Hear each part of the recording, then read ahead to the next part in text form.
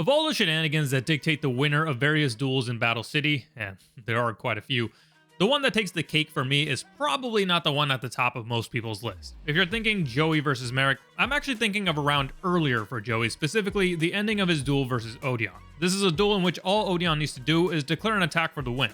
But at the order of Marik, who wants to convince everyone that Odion is Marik, decides to try and summon a counterfeit Winged Dragon of Ra, resulting in a round of thunderbolts that knock both duelists unconscious. Kaiba decides on the spot that the duelist who stands out first will be declared the winner, and due to Joey's friendships, or as Kaiba would have it, dumb look, he is able to stand up first and snatch victory from the very big jaws of defeat. But what if Odion stood up first? How would this have impacted the conclusion of Battle City? There are two immediate differences from the conclusion of this duel, as well as one slight adjustment even before we get to the next duel.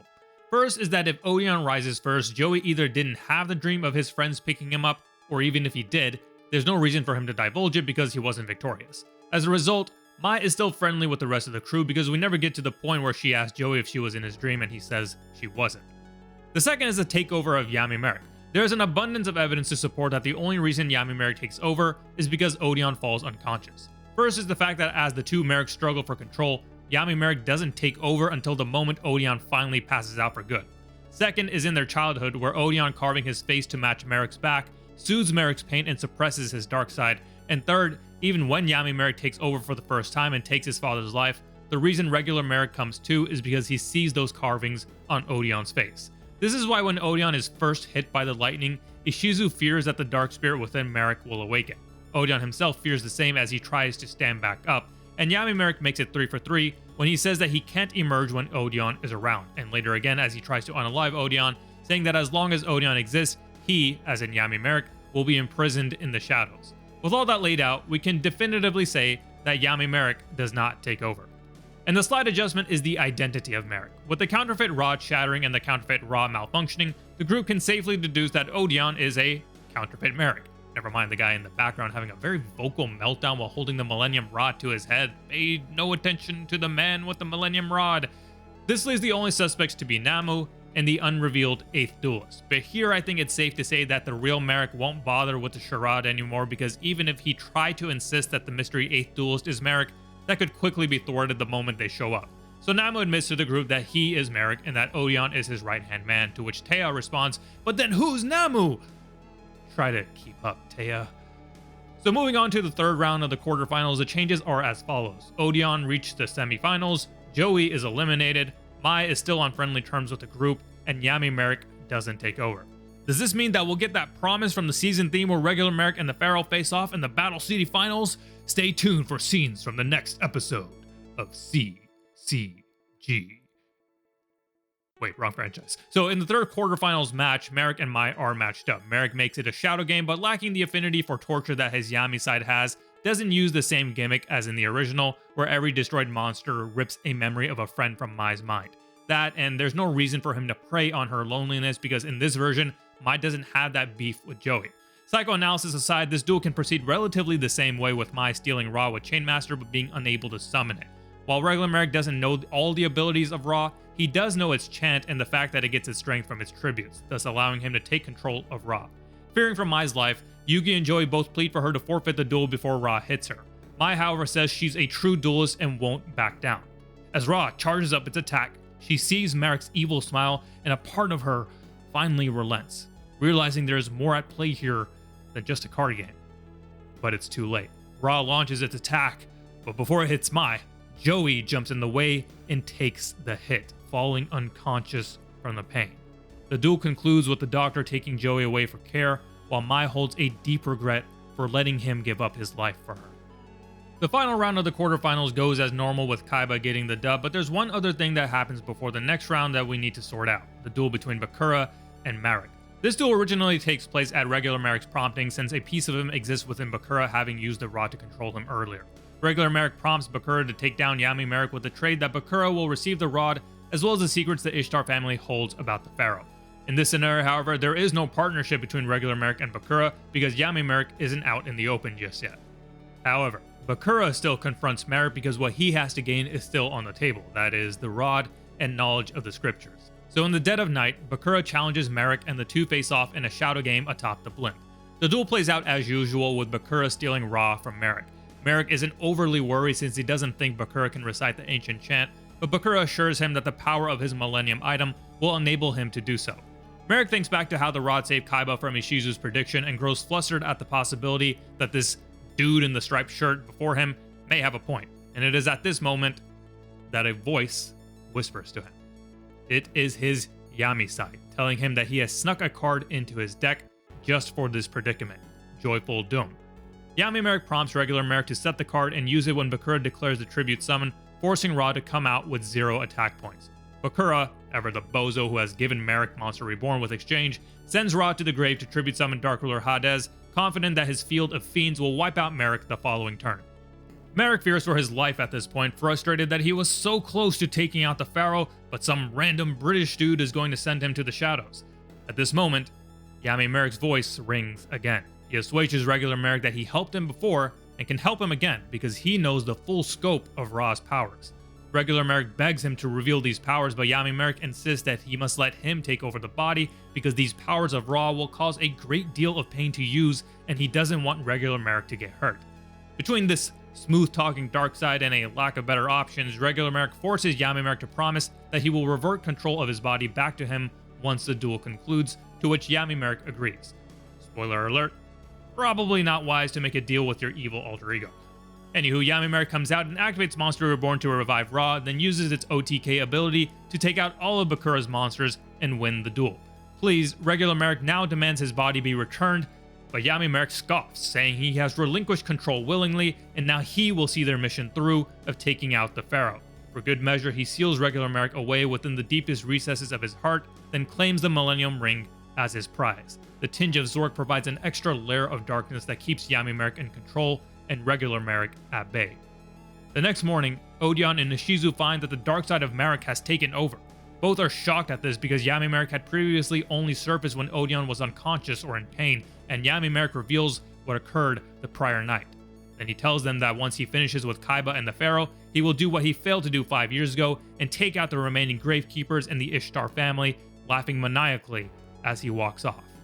But wait, before the conclusion of this what if, there is still the matter of the filler arc you all love to hate, Virtual World. This actually can proceed relatively normally for the most part, with the major change being that Mai fills in for Joey, who is still unconscious at this point. So she takes down Johnson and duels alongside Yugi against the Big Five. That means instead of Dark Flare Knight, we get some Harpy Lady Dark Magician Girl fusion, and there is not enough censorship in the world for 4Kids to block this thirst trap. Also, this is somehow the second what if video I've done where this specific fusion has shown up. I don't know what that says about my subconscious, but roast away in the comments. Now we move on to the battle royale between Yugi, Kaiba, Yami Marik, and Odion. The motives of each of these duelists remain the same. Yugi and Kaiba want to take each other on because they know they need the other's Egyptian god card to have a shot against Marik. Marik doesn't care who he faces, and Odion wants to take on Yami Marik because he believes only he can save him. He gets his wish, as the victors are Kaiba and Yugi, who will face off in the second semifinals, and the Ishtar brothers will face off in the first. Odion versus Yami Marik, a duel for the older, adoptive brother to save his family or die trying. Odion takes to the dueling platform across from Yami Marik, saying he will free him from his darkness once and for all. Yami Marik laughs, saying, "You of all people should know you stand no chance," pointing the Millennium Rod at Odion. The shadows take over the field, and Yami Marik informs Odion of the rules of the game, which are akin to Marik's duel with Joey, wherein each monster is tied to the duels, and the duels will feel the pain their monsters feel. The duel commences. Marik kicks off the Battle City semifinals by summoning Swallowtail Spike Lizard in face-up defense mode, because that is a thing in the anime. Sets one card to his back row and passes to Odion. Odion draws. Odion will summon Gravekeeper's Spear Soldier. Yes, that's right. Odion has changed up his deck from the trap strategy to Gravekeepers in an attempt to bring Marik back to his roots. If you're wondering if this is legal, note that in the original, Yami Marik himself admits to having changed his deck once he took over, and even Yugi changes up his deck over the course of Battle City. Alright, back to the action. Odion proceeds to his battle phase and will attack the Spike Lizard with his Spear Soldier, saying that even though the monster is in defense, Spear Soldier will inflict piercing damage.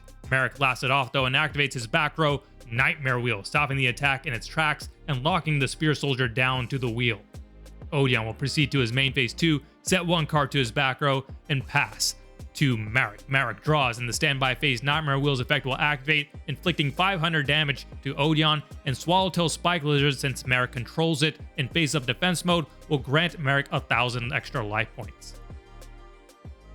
Marik activates Bait Doll, targeting Odion's back row and forcing its activation. If the timing is incorrect, that card will be destroyed, and that is Eye of Yugioh, which will be destroyed since it can only be activated when an opponent's monster declares an attack. Bait Doll is shuffled back into the deck. Marik switches his Spike Lizard to attack mode and summons Newdoria, and will proceed to his battle phase, where Swallowtail will attack over the Spear Soldier, inflicting 400 damage to Odion, and Newdoria will attack for 1200 more, reducing Odion to 1900, while Marik sits at a pretty 5000. Marik laughs that this duel is even easier than he thought, and mocks Odion where it hurts most by saying that a true son of a Gravekeeper would put up a better fight than this. He sets one card to his back row and passes to Odion. Odion will summon Gravekeeper's Recruiter in face-up defense mode. Its resemblance to himself creates a momentary spark, calling out to the regular Marik, but Yami Marik quickly suppresses it. Odion sets one card to his back row and passes to Marik. Marik will draw and summon Revival Jam. Now he's got 3 monsters on board, and off all their attacks go through, Odion will lose the duel right here and now. Swallowtail attacks the Recruiter, but Odion activates his face-down Curse of Anubis. Thanks to this card, all effect monsters on the field will have their defense reduced to 0 and change to defense mode until the end of the turn. Marik sets one card, then taunts Odion that he can't play defense because Marik already has 3 monsters ready to tribute for Ra, teasing that it may very well be in his hand. At the end phase, the stats of the monsters are returned back to their original, and turn passes to Odion. Odion draws. Odion will tribute off Gravekeeper's Recruiter to summon Gravekeeper's Chief, triggering both it and the Recruiter's effect. Recruiter, since it hit the grave, will search out a Gravekeeper monster from his deck with 1500 or less defense, while Chief will summon back a Gravekeeper's monster from the grave, bringing back out the Recruiter, and Recruiter searches out Gravekeeper's Commandant. Odion will then use the Commandant's effect to discard it from his hand to search out Necro Valley. Odion activates Necro Valley, flooding the field with the sands of Egypt that harken back to the Ishtar's home, and again creating a spark for regular Marik that Yami Marik must suppress. Odion claims that they should be proud of their heritage as Tomb Keepers, as the attack and defense of the Gravekeeper's monsters are raised by 500 attack and defense each. Odion moves into his battle phase. The Chief attempts to attack over Swallowtail, however Marik activates Jam Defender, redirecting the attack to Revival Jam. Marik attempts to activate the effect of Revival Jam to revive itself, however when it doesn't revive, Marik asks, "What's going on?" And Odion reveals that the power of Necro Valley will prevent them from moving cards in the grave. Recruiter attacks over the Swallowtail, leaving Marik only with Newdoria. Marik laughs that one good move doesn't change the fact that this duel is nearly over, but Odion says he's not done. He sets one card to his back row, then activates Royal Tribute. With Necro Valley on board, this forces both players to discard any monsters in their hand. Odion loses out on Gravekeeper's Spy, but in return, Marik must discard the Winged Dragon of Ra, a critical hit by Odion. Marik is now annoyed because with Necro Valley out, he can't use Reborn to bring Ra back. He resolves to destroy Necro Valley and finally put an end to the Gravekeeper chapter of his life. Turn passes to Marik. Marik draws and summons the card he just drew, Gilgarth. Gilgarth at 1800 attack will attempt to attack over the Recruiter, but Odion will activate his face down Necro Valley Temple since he controls the Gravekeeper's monster and Necro Valley. All of Marik's monsters will lose 500 attack and defense, putting Gilgarth at 1300 attack. But since the attack of Marik's monster was changed, he can activate Card of Last Will, allowing him to draw until he has 5 cards in hand. Gilgarth will then be destroyed by battle, and that his first blood on Marik, reducing him down to 4600 life points.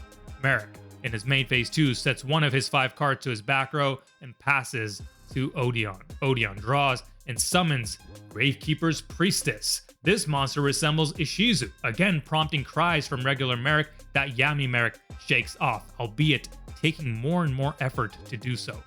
And now thanks to Priestess, the attack and defense of his Gravekeeper's monsters increased by 200 more, putting the Chief at a whopping 2600, Recruiter at 1900, and Priestess at 1700. Odion attacks the Midoriya with Priestess.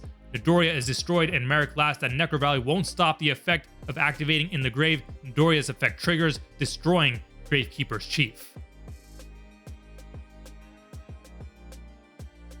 Odion attacks directly with Recruiter, and as the attack nears, regular Marik again cries out at the monster resembling his siblings, reaching out for him. But Yami Marik squelches it by activating Malevolent Catastrophe. This destroys all spells and traps on the board: Jam Defender, Necro Valley Temple, and Necro Valley.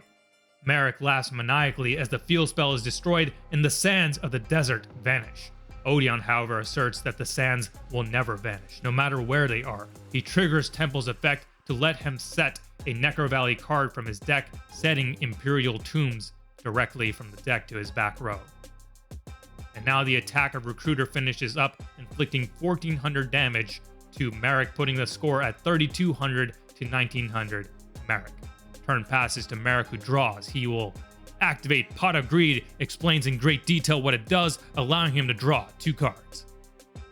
He will then activate Tribute Burial, which will allow him to use 2 monsters from the grave, 1 each, banishing them to use for the tribute summon of a 2 tribute monster. However, Odion activates Imperial Tombs of Necro Valley, which allows him to negate that spell and destroy it. Marik points out that the card says that it requires controlling Necro Valley to work, but Odion reveals that while Priestess is on the field and there is no field spell, that the field is treated as Necro Valley, at which point Marik again sees the sands of Egypt overtaking the field, while his brother and sister, Recruiter and Priestess, stare at him with hope. Marik scoffs that these tricks won't work and declares that he will tribute Odion's monsters for Lava Golem. A distraught Odion cries that the real Marik would never sacrifice his siblings, but Yami Marik says he'll sacrifice whoever stands in his way. But he tells Odion to take solace in having been gifted a 3000 attack behemoth. Odion, though, is weary of the fact that an adversary like Yami Marik would give him such a strong monster. He then activates Recruiter's effect since it was sent to the grave, adding a Gravekeeper's monster from his deck to hand with 1500 or less defense, grabbing Gravekeeper's Headman. Marik finishes up his turn by setting 2 cards to his back row and passes to Odion. Odion draws. Odion will summon that Gravekeeper's Headman, using its effect to special summon Gravekeeper's Spy from his graveyard and face down defense. Now he has enough attack on board to go for game. He will proceed to his battle phase where Headman will attack, dealing 500 to Marik, putting him at 2700, and this Lava Golem attack, if it strikes, will be enough for game, but Marik will activate Nightmare Mirror, discarding Help Owner from his hand to redirect the attack back to Odion, inflicting 1000 damage to him, putting him at just 900 life points. Odion in his main phase 2 will set 1 card to his back row, and in the end phase, he learns just why Marik gave him Lava Golem, because its effect activates, inflicting 700 damage to him, reducing him to 200 life points. Marik draws. Marik will summon Plasma Eel, and then use his face-down Machine Duplication to summon 2 more copies from his deck. Marik equips one of the eels to Lava Golem and one to the Headman to prevent Odion from tributing them, and keeps the remaining one as a line of defense since it can't be destroyed by battle. If Odion can't get rid of Lava Golem somehow, it will burn him for game at the end of this turn, and Marik is confident that this duel is over. He sets 1 card to his back row and passes to Odion. Odion activates Pot of Greed and himself will explain what it does, drawing 2 cards. He will then flip summon his Gravekeeper Spy, triggering its effect to special summon a Gravekeeper monster from his deck with 1500 or less attack, bringing out Gravekeeper's Descendant. Odion will then activate the effect of the Descendant, tributing off the 1 Gravekeeper monster that he can't tribute for it, Gravekeeper Spy, and targeting the monster form of Plasma Eel, but Marik will chain its effect, equipping it to Gravekeeper's Descendant. Now all 3 of Odion's monsters are locked down from being tributed. Odion follows up with Book of Moon, targeting his Headman and flipping it face down, destroying the Plasma Eel that was equipped to it, and then will flip summon that Headman and use its effect again to bring back the Spy and face down defense. Odion then uses Book of Taiyu to flip that spy into attack mode and triggering its ability again to special summon a Gravekeeper monster from his deck, bringing out Gravekeeper's Noblemen. Look at that, the Pharaonic Guardian book duo, the first set when the Gravekeepers first debuted, along with the book spells. This man is a student of the game. Odion now will use Descendants effect to tribute off the Headman and destroy the eel that is equipped to Lava Golem. Then he will use Descendants effect again to tribute off Nobleman and destroy the remaining Plasma Eel. Odion then activates Rite of Spirits, special summoning Recruiter from his grave, and uses Descendants effect again to tribute off the Recruiter, targeting Marik's final remaining card. Everyone is in awe at Odion's skill, and Yugi remarks that he's playing 10 years ahead of his time. But Marik scoffs and activates his set card in response, the Dark Wall of Wind. Thanks to it, Marik can now no longer take any damage from direct attacks until the end of the turn. Marik taunts Odion that the moment his turn ends, Lava Golem will take him out with the burn damage. Odion, however, activates the effect of Recruiter to search out one last Gravekeeper monster. Odion now declares he will tribute all 3 of his monsters. Yami Marik shouts back that Odion has no Egyptian god. Odion says that the monster he holds is no god, only a servant. He tributes off Spy, Descendant, and Lava Golem to summon Gravekeeper's Oracle, which comes out at 3600 attack due to its effect of gaining 100 attack times the total level of the tributed monsters.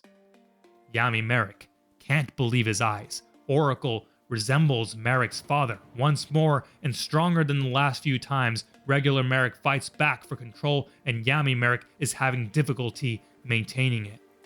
Odion pleads for Marik to look into his father's eyes, that if he can find solace in their family heritage, all can be forgiven. And it seems as if regular Marik may finally take back control, but Yami Marik lets out a shrill scream, and the Millennium Ring around his neck emits an aura of darkness that enshrouds him, pushing regular Marik away and causing the entire duel tower to shake. Marik draws and jams Monster Reborn into the spell slot, calling forth the Ra that has been sitting in the grave since royal tribute sent it there. At 0 attack, however, everyone is confused as to how Marik will use Ra to overcome the 3600 attack Oracle, but Marik laughs his most maniacal laugh yet. He calls forth Ra's immortal Phoenix mode, and as Odion stares at the flames, his eyes well up and he chokes out the words, "Master Marik, will you allow the darkness within you to take your father's life again?" Yami Marik at this point no longer laughing, no longer hysterical. He simply flashes a calm but cold smile, stating, "I will kill my father as many times as it takes to rid myself of this wretched legacy once and for all." Then he shouts, "My great beast, burn my father alive!" Immortal Phoenix Ra descends its flames upon Gravekeeper's Oracle as Odion bears the brunt of the Shadow Game. Regular Marik watches in horror as Yami Marik laughs while the only person who could control him burns to ashes. "This time you won't survive the wrath of Ra." When Gravekeeper's Oracle is destroyed, Yami Marik calls back Ra to the grave, proudly declaring, "Victory is mine." The smoke clears, but Odion is still standing. Yami Marik is shocked, and everyone else looks on as the older brother can barely keep his eyes open. Yami Marik cries out, "Ah, if he succeeds in attacking my life points, I'll lose the duel and my Egyptian god card." Odion draws and lays down the card he just drew, Gravekeeper's Heretic. Yami Marik is taken aback both by it having enough attack to go for game, as well as the fact that the monster resembles not his brother, not his sister, not his father, not even his home, but himself, Marik. Regular Marik looks on with tears in his eyes, running toward the monster as Odion stands behind it, as his older brother always stood behind him. Yami Marik can't muster a word, not even to silence the part inside him that is slowly but surely regaining strength. Everyone sees the two Mariks fighting for control, and at this point, regular Marik's voice can even be heard. He begs Odion, "Declare the attack! Declare the attack!" Marik's outstretched hand reaches for Odion, But Odion begins to fall to his knees, and Marik's widened eyes look on in horror as the one who loved him most is dying by his own hand. Odion collapses, and Gravekeeper's heretic, the monster resembling Marik in all his Tombkeeper glory, disintegrates. Yami Marik seizes the moment and takes back full control of the body, banishing regular Marik far deeper than ever before, as with Odion now gone, the darkness within him has reached its greatest potential. The doctors take Odion away as Yami Marik laughs. There goes another soul into the dark abyss of the Shadow Realm to wander the emptiness for eternity. And with Odion now gone, Yami Marik can do what he came here to do, finish off the Pharaoh in the finals. Yugioh and Kaiba's duel proceeds as normal. Joey comes to during this duel and witnesses his best friend take down Kaiba with the help of Red Eyes and advance to face Yami Marik in the finals. There's of course no third place duel between Kaiba and Joey, but that checks out since it was an anime exclusive duel anyways. The final match proceeds the same, with Odion regaining consciousness and arriving in the waning moments of the duel. This I suppose is an even more emotional moment because in the original, Odion is known to be unconscious, but alive. But in this version, he is thought to be dead, so for the Mariks to see Odion emerge atop the tower, that would really drive regular Marik's ability and strength to take over upon seeing that his brother actually is alive. Marik forfeits the duel and banishes his dark side once and for all. Yugi is declared the winner of Battle City, Marik fulfills his Tombkeeper duty and reveals the inscriptions on his back, Odion and Marik embrace in tears, and all's well that ends well. So, as it turns out, this change of Odion defeating Joey carries a lot of short-term changes that amount to no effect in the long-run conclusion. The key turning point is that Bakura-Marik duel, which is where Yami Marik finally does surface and creates that tension between Odion and Marik to settle in the semifinals. In one of my previous videos, someone did suggest doing a what if Yami Marik didn't exist and it was just regular Marik being the main villain. And so if more folks are interested in that, drop a note in the comments. As for this one, you may have seen on this channel that in addition to what ifs, I also do rewrites. Rewrites are basically the things that I think should have happened, whereas what ifs are things that could have happened. That is to say, for this specific instance, I would not have changed Joey being the one to take on Marik in the semis. This version of events is simply a could've, not a should've. However, I am on record that either one or both of Odion or Ishizu should have had a duel with Yami Marik, because how could you not write the siblings at least attempting to save their younger brother? As you hopefully saw, this is a very emotional moment between the Ishtar brothers that I think was a huge missed opportunity. But at the very least, we did get an all-time classic with Joey versus Marik. I suppose another lingering aspect of this is that Mai never suffered that penalty game and didn't have a spat with Joey and company, so she doesn't fall into the hands of the Orichalcos, but changing her role in that arc is for another time. I've hypotheticalized long enough for one video. Don't leave yourself asking what if you had subscribed to this channel, and make sure you hit that magic button for more content like this and comment other what ifs you'd like me to explore. Catch y'all later.